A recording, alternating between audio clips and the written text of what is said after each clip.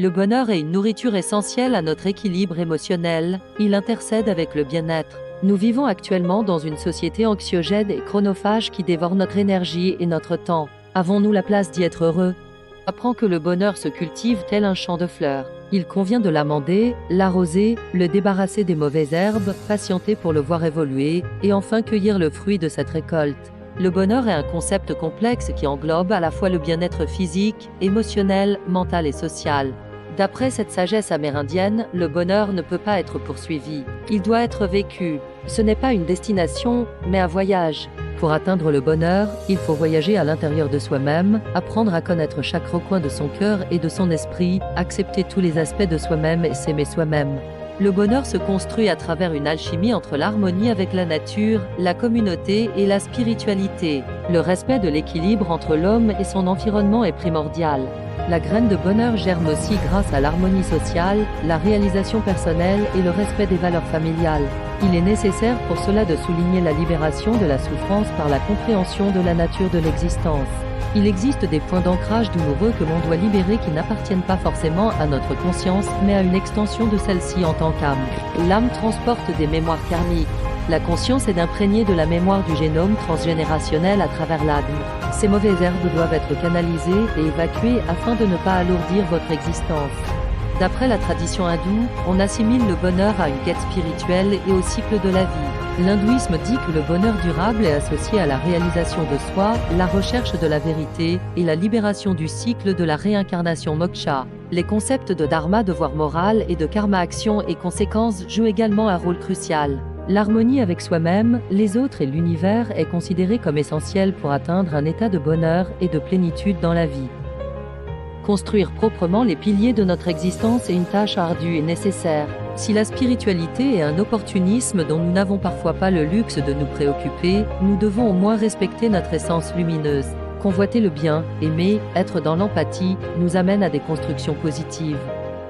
L'existence a-t-elle laissé un moyen de transformer notre vie de façon positive?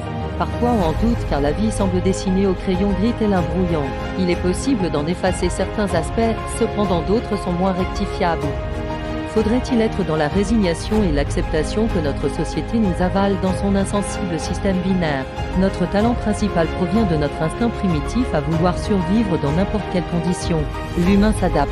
Toutefois, il faut maîtriser notre appropriation de la modernisation en protégeant notre humanisme. D'après vous, qu'est-ce qui fait de nous un être humain?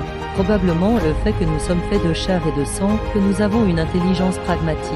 Nous sommes doués d'une conscience capable d'interagir, de ressentir des émotions et de partager avec un groupe social.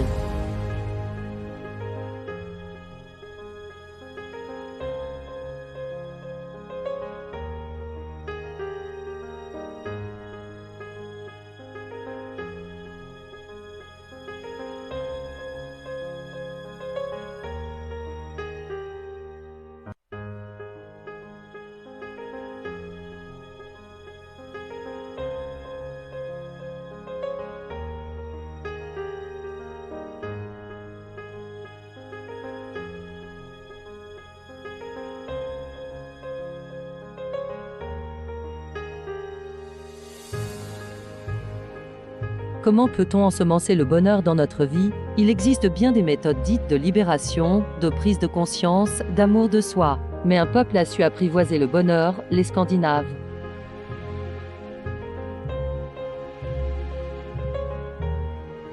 Le terme hygge est d'origine danoise et est souvent traduit par le mot bien-être en français. Cependant, le hygge englobe un ensemble de concepts et de valeurs qui vont au-delà de la simple traduction.